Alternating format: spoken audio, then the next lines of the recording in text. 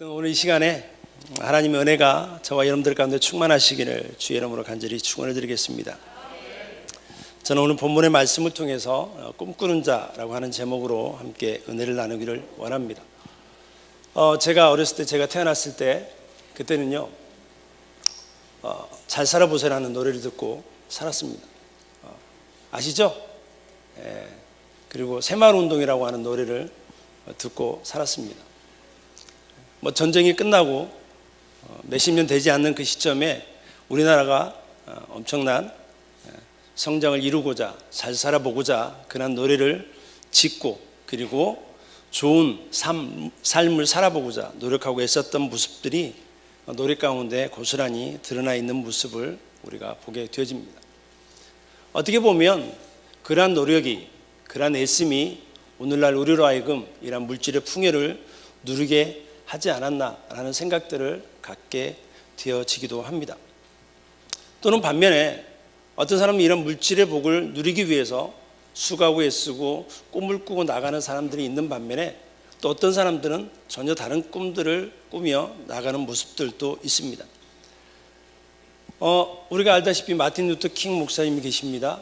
이분은 흑인 인권을 위해서 수고하고 노력했던 분입니다.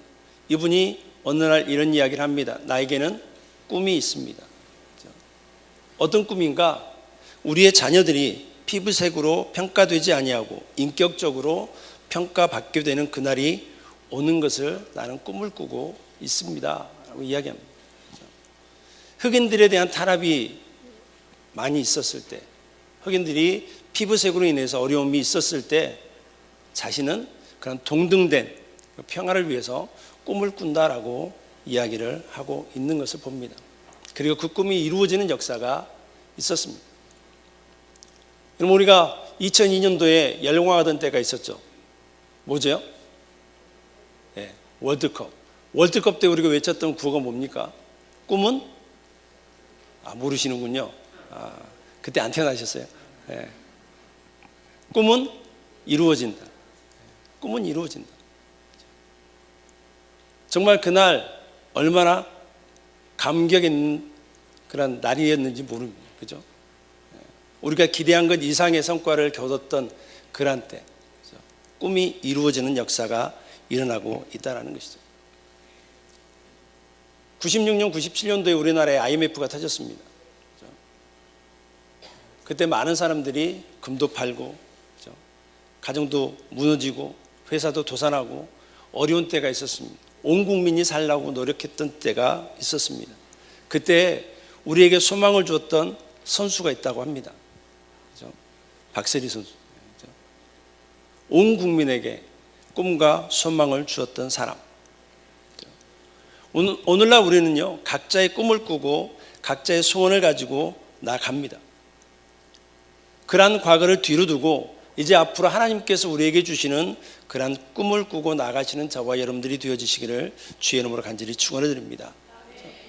오늘 본문에는 요셉이 꿈을 꾸는 그러한 내용들이 나옵니다. 5절로 9절에 보니까 이렇게 이야기합니다. 먼저 곡식단의 꿈을 꿉니다. 요셉이 곡식단을 묶었는데 형들이 묶은 곡식단들이 자신이 묶은 곡식단을 향해서 절하는 꿈을 꾸게 됩니다. 그리고 해와 달과 별들이 요셉에게 절하는 꿈을 꾸게 되어집니다. 여러분, 이 꿈은 누가 보더라도 해몽가가 아니고 누가 보더라도 요셉이 어떤 사람이 될 거라는 겁니까? 높은 사람이 될 거라는 그런 의미가 있는 겁니다. 여러분, 그 꿈을 들은 형들이 얼마나 얄미울까요? 그죠? 성경에는 보니까는요, 요셉이 형들의 잘못을 아버지에게 다 일러 바치는 고자질쟁이라고 성경은 표현하고 있습니다. 그렇죠? 자기들끼리 뭉쳐서, 그렇죠? 즐거운 시간도 보내고 때로는 잘못한 모습도 있으면 좋을 텐데 시시콜콜 동생이란 녀석이 아버지한테 다 일러 바칩니다. 여러분, 혹시 여러분 가정에 그런 얄미운 동생이 계신가요? 네? 아마 있을 것 같아요. 네. 저도 제 밑으로 동생이 4명인데요 어쨌든 얄미워 죽겠네. 그잖아요. 내가 좀 잘못했으면 동생이 좀 감춰주기도 하고, 그죠? 모른 척 좀 해주기도 하고, 그럼 얼마나 좋아요. 근데 하나부터 열까지 다 고자질합니다. 아빠, 큰 형이 이랬고요, 작은 형이 이랬고요, 막내 형이 이랬고요. 어떻게 보면 안 맞아 죽는 게 다행일 수도 있어요. 근데 여러분, 미움이 있습니다. 동생에 대한 그런 미움들이 싹이 트기 시작합니다. 왜? 자신들의 잘못 다 이야기해요. 근데 거기에 더불어서 요셉이라는 동생이 자기들보다 더 잘 될 거라고 합니다. 자기들이 다 자신들에게 절할까라고 하는 그런 꿈을 이야기하니까 그 미움이 배가가 되는 거예요. 그래도 미워 죽겠는데, 그래도 미워 죽겠는데 요상한 꿈을 2번 꾸더니 와가지고는 이상한 소리 한단 말이에요. 더 미움이 커지고 있더라라는 것입니다. 시기하는 마음이 가득 찼더라라고 성경은 말씀을 해주고 있습니다. 8절 하반절에도 보니까 그의 꿈과 그의 말로 말미암아 그를 더욱 미워했다라고 말씀을 하고 있습니다. 여러분, 성경에서의 꿈은요, 계시적으로 사용되어 주고 있습니다. 같은 내용의 꿈을 2번 이상 꾼다면 그 꿈은 하나님께서 반드시 이루시기로 결정하신 것임을 믿으시기를 주의 이름으로 축원을 드립니다. 그래서 창세기 41장 32절에 보면 바로가 꿈을 꾸잖아요. 바로가 꿈을 꾸었는데 온 나라의 점술가들, 해몽가들 불러서 꿈을 해몽을 시켰는데 아무도 해몽을 하지를 못합니다. 그때 요셉이 그 앞에 나가서 그런 말을 합니다. 하나님께서 이 일을 반드시 이루시고자 당신에게 2번 꿈을 꾸게 하셨습니다 라고 말씀하는 거예요. 그래서 여러분들 혹시라도 꿈을 꾸시거들랑 한 번 꿈 꾸면 개꿈입니다. 네. 할렐루야. 제가 청년 담당할 때 한 자매가 와서 그런 이야기를 합니다. 목사님, 저 교회를 옮겨야 되겠어요. 왜? 무슨 일이 있니? 꿈을 꿨는데 하나님이 교회를 떠나랜대요. 하나님이 교회를 떠나랜대. 야, 그래도 네가 교회에서 하는 일이 얼마나 많은데. 찬양대도 해야 되고, 워십도 해야 되고, 청년 임원도 해야 되고, 리더도 해야 되고. 공감되시죠, 청년분들? 네. 야, 너가 가면 돼. 일주일간 더 기도해보고 그 다음에 결정하자. 다음 주에 왔어요. 목사님, 하나님이 떠나지 말래요. 하나님이 떠나지 말래. 그래, 거봐. 그때 그 다음 주에 오더니요, 또 꿈을 꿨대요. 하나님이 가라고 그러더라고요. 그러면서 가더라고요.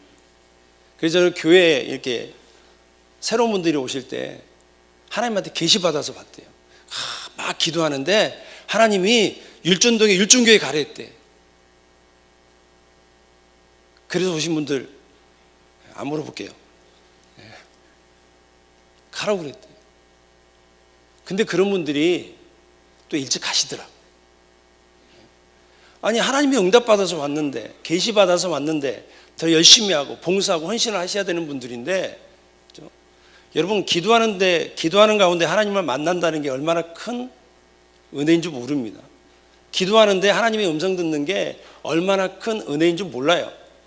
그렇죠? 근데 그 하나님이 오늘은 이 말했다, 내일은 저 말했다, 그러실까요?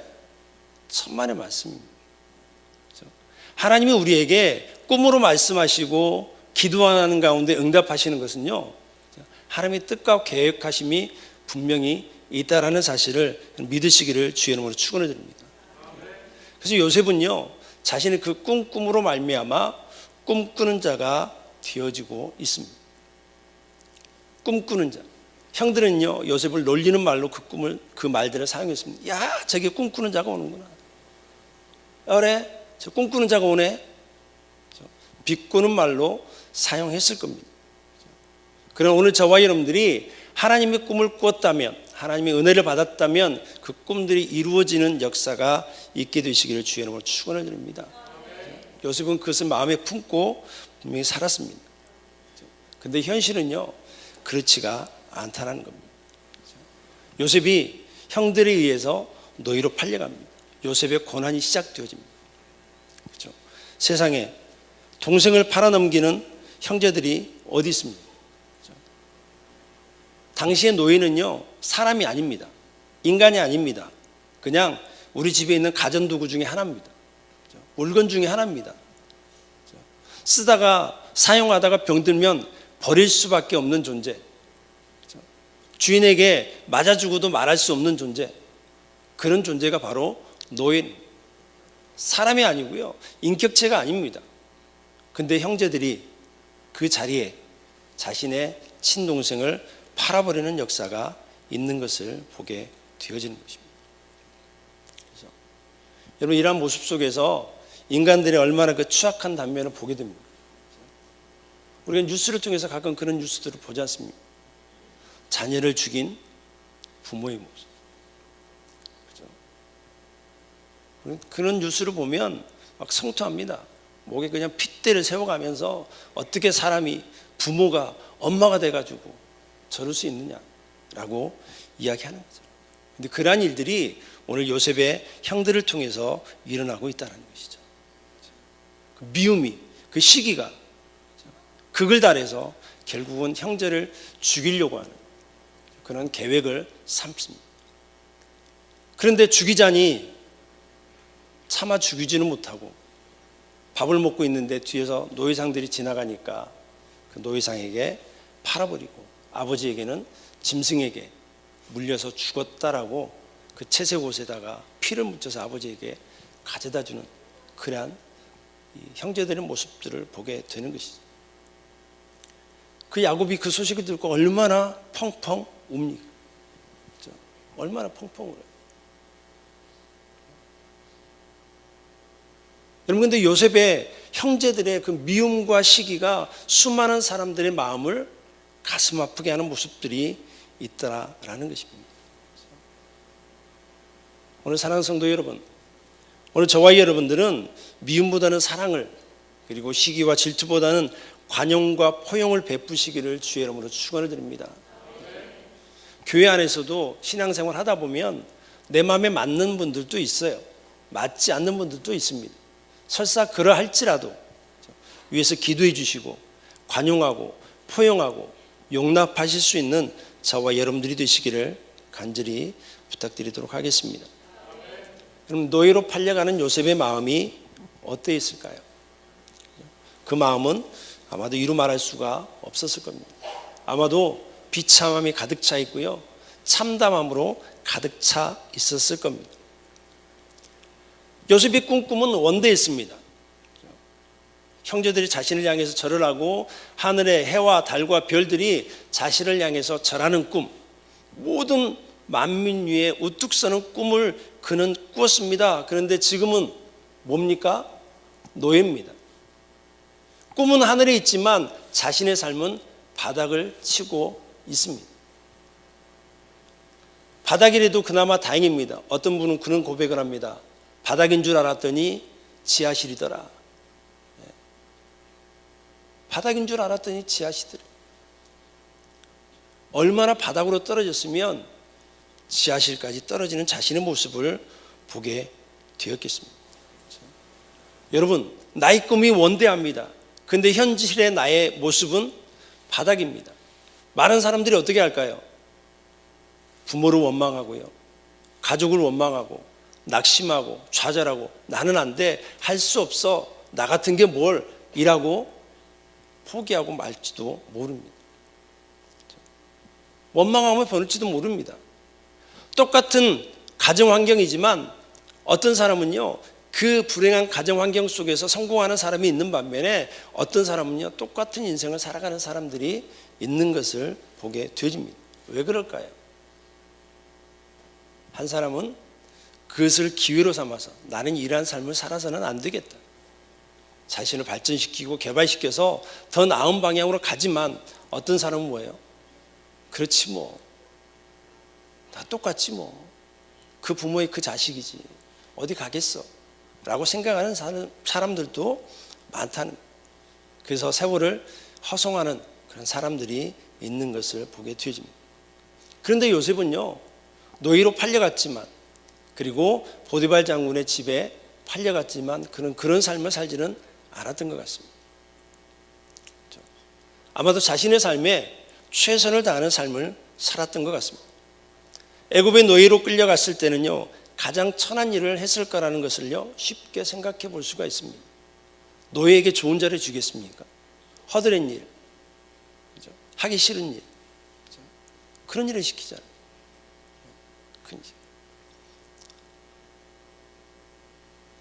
요셉이 그런 천한 일을 했을 겁니다. 그럼에도 불구하고 요셉은 그 일에 최선을 다하는 삶을 살았던 것을 우리가 보게 되어집니다. 다른 사람보다 더 현명하고 근면하게 일했음을 우리가 보게 되어지는 것이죠. 그래서 창세기 39장 2절로 3절에 보면 하나님이 그와 함께 하심을 보디발 장군이 보았다라고 이야기합니다.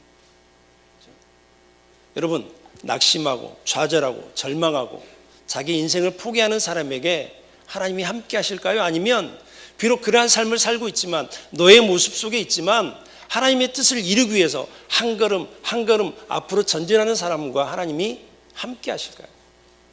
저는 당연히 후자라고 생각합니다. 아마 요셉은 그런 삶을 살았을 거예요. 자신의 꿈을 허락해 주신 그 하나님을 바라보고 내 지금의 삶은 비참하지만 그는 하나님을 바라보고 나갔을 겁니다. 그래서 그 모습을 보고 보디발 장군이 쟤는 하나님이 함께 하시구나. 하나님이 형통케 하시는구나. 그래서 그에게 더 중책을 맡기는 역사가 일어나고 있더라라는 것입니다. 그래서 보디발 장군이 요셉을 가정총무의 자리에 앉히는 역사가 있는 것을 보게 되어집니다. 하나님이 함께 하시는, 하나님이 형통케 하시는 믿음의 삶이 되어지시기를 주의 이름으로 축원을 드립니다. 형들은 비록 그의 채색 옷을 벗겨냈지만 그의 덕성과 총명을 벗겨내지는 못했습니다. 형제들로부터는 멀어졌지만 요셉은 하나님께로부터 멀어지지 않았다는 것이죠. 요셉은 아버지 집에서 추방당했습니다. 그러나 하나님께서 그와 함께 하심을 통하여 그는 삶의 위로를 받았다는 사실을 믿으시기를 바랍니다.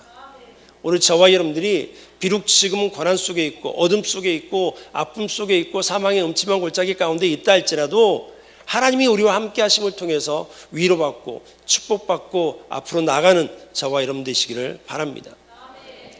오늘 성경은요 요셉이 하나님이 형통케 하심을 보디발 장군이 보았다라고 이야기합니다. 세상의 형통과 성경의 형통은 조금 다릅니다. 세상의 형통에는요 구구사전을 보니까 온갖 일이 뜻과 같이 잘 되고 번영한 것을 이야기합니다. 다시 말하면 내가 손대는 일마다 잘 되는 거예요. 하는 일마다 대박치고 하는 일마다 돈 벌고 이런 일을 형통이라고 이야기합니다. 근데 성경은요 영어 성경에 보니까 성공적으로 번역하고 있다는 거예요. 성공적인. 비록 어둠 속에 있고 노예의 삶을 살고 별 볼 일 없는 삶을 살지만 전반적으로 보니까 성공적인 삶을 살아가고 있구나. 번성하는 삶을 살아가고 있구나 라고 하는 그런 의미를 이야기하는 것이죠. 그래서 성경에서 형통케 하심은요 하나님이 함께 하심을 의미하고 있습니다. 하나님이 함께 하시니까 잘 되는 거예요. 내가 잘나고 내가 똑똑하고 내가 투자를 잘해서 성공하는 게 아니라 하나님이 나와 함께 하시니까 내가 잘 되고 있음을 성경은 말씀을 해주고 있다라는 것입니다. 오늘 저와 여러분들이 마지막 때에 하나님이 함께 하심을 통해서 그런 형통한 삶을 누리게 되시기를 주의 이름으로 간절히 축원을 드리겠습니다.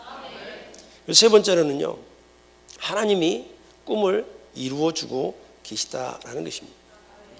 창세기 41장 41절에 보면 바로가 요셉에게 애굽의 온 땅의 총리가 되게 했다라고 이야기하고 있습니다. 그리고 42장 6절에 보면 요셉의 형들이 와서 그 앞에 땅에 엎드려 절하는 그런 역사가 있었다라고 성경 말씀하고 있습니다.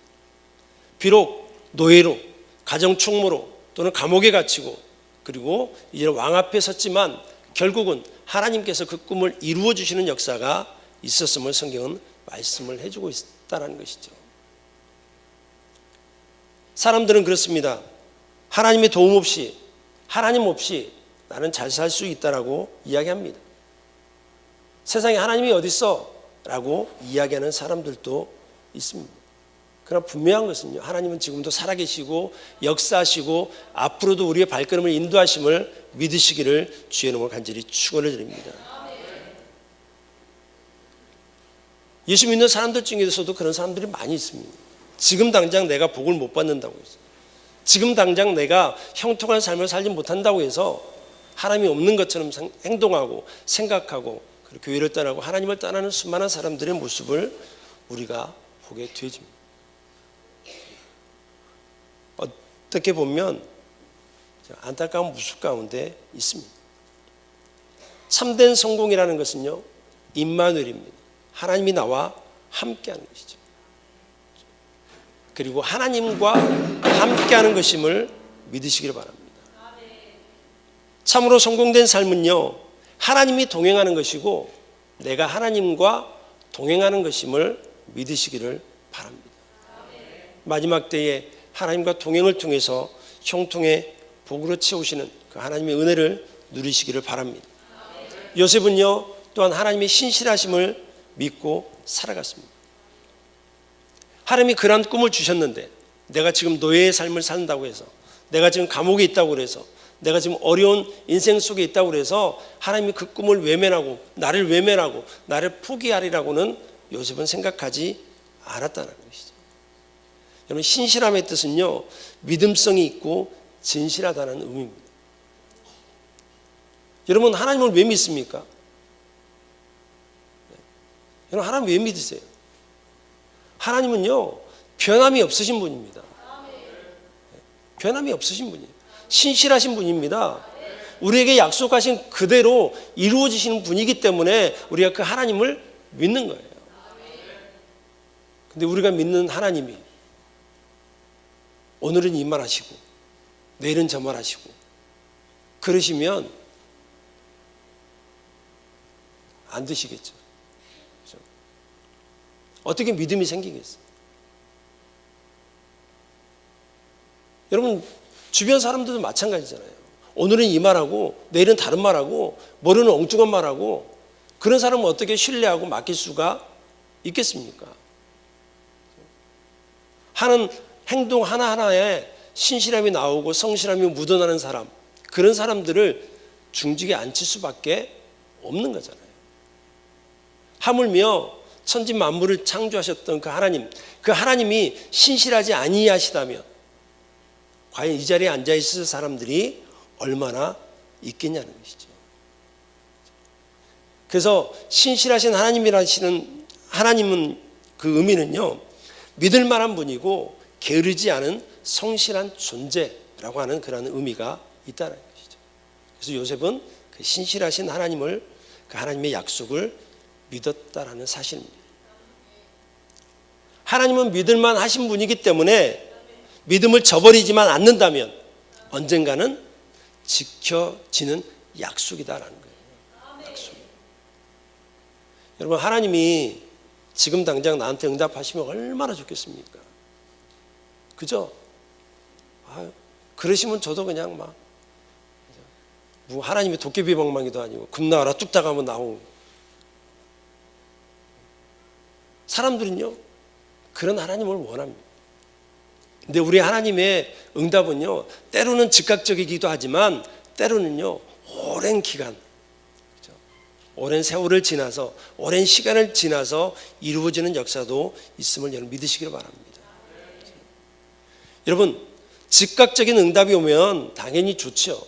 근데 힘들고 어렵고 고통의 세월을 보내고 고통의 시간을 보내고 그러면서 하나님의 축복이 임합니다. 하나님의 역사가 임하고 하나님의 응답이 임합니다.